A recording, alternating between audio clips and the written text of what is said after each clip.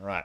Here is my honest thoughts and reaction following Australia's disappointing 3-2 loss to Nigeria in the group stage of the Women's World Cup. Because there's a few things that we have to talk about here, and it's concerning looking at where Australia sit in this group and what it means for this final group stage game, and especially some things involving the squad. Australia tonight have... This is one of Matilda's worst performances and worst results for quite some time. And a surprising result, considering that we have been entering this tournament off good form. We knew it was going to be tough. Nigeria put in a good performance against Canada last week to get that 0-0 draw. And Nigeria just, first of all, we have to say about them, just played the game of their lives tonight. They were absolutely phenomenal in that back line, and credit to Nigeria for getting the win.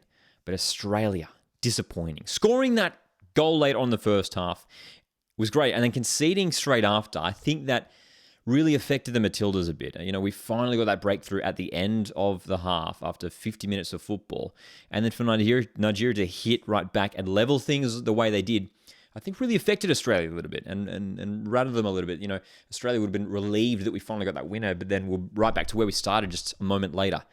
And in that second half, Nigeria continued in the same fashion, defending with strength and with solidarity, and then taking their chances on the attack.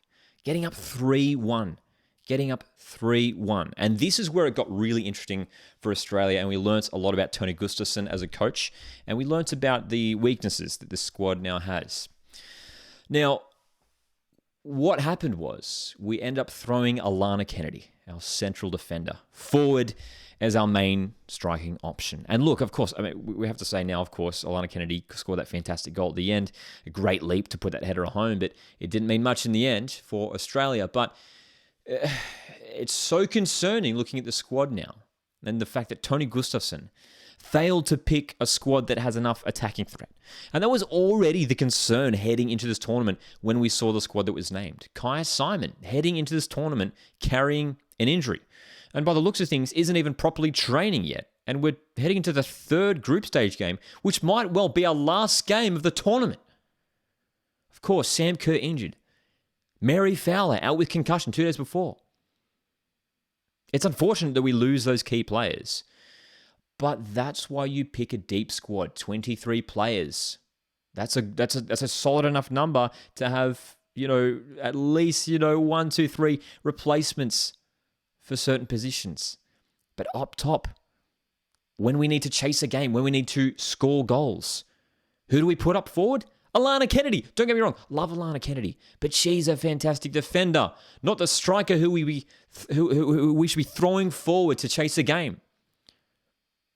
The attacking players that Tony Gustafsson left out of the squad: Emily Gilnick, Larissa Crummer, Remy Simpson, Holly McNamara, Amy Sayer, Princess Abini. The list goes on, man.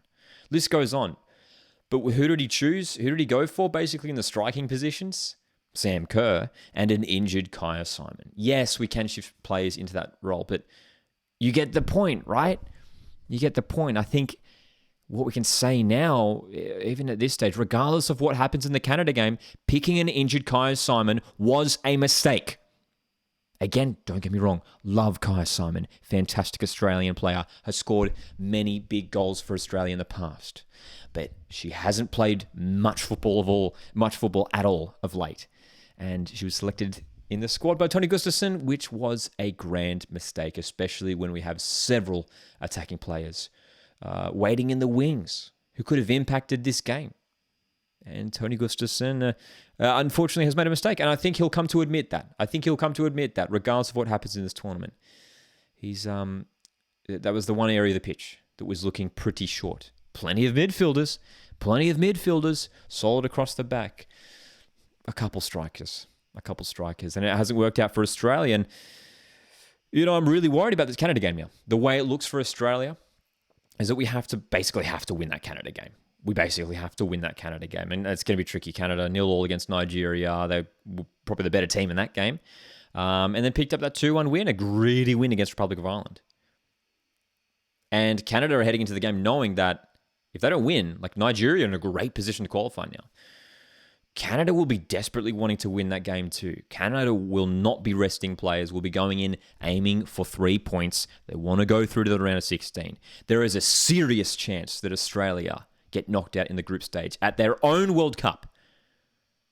That's a point we have to stress as well. This thing is on home soil, man. This thing is on home soil, and we're not playing like it right now. Even in the first game, man, I said it in my post-game match reaction in the Ireland game. I mean, it wasn't the most convincing performance.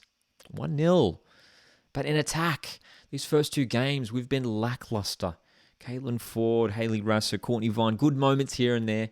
Good energy shown at times. But the execution... There's a lack of togetherness moving forward. Could we put it down to maybe losing Sam Kerr so close to the beginning of the tournament? Maybe. Psychologically, that really must affect you as a teammate, knowing that your best player and your leader is unavailable. And I guess we can finish off this video by saying, we need Sam Kerr. We need Sam Kerr. The narrative has changed. The thought was maybe we could win this Nigeria game, go 6 points clear at the top of the group. Rest Sam Kerr. Don't risk it for the Canada game. Save it for the round of 16. There might not be a round of 16 for Australia at this rate. Sam Kerr needs to be fit and ready for Canada. Does she start? I'm going to say it's unlikely. I reckon she's on the bench. And then we need to throw her on. Even if she is 60, 70% fit, we have to throw her on. We need to chase this, because we have a World Cup on home soil, and we will not get knocked out of the group stage. So we'll keep our eyes on it. We'll keep our eyes on how Mary Fowler and Ivy Lewick recover. We hope they recover. We hope Sam Kerr recovers as well. But some concerning times for Australia.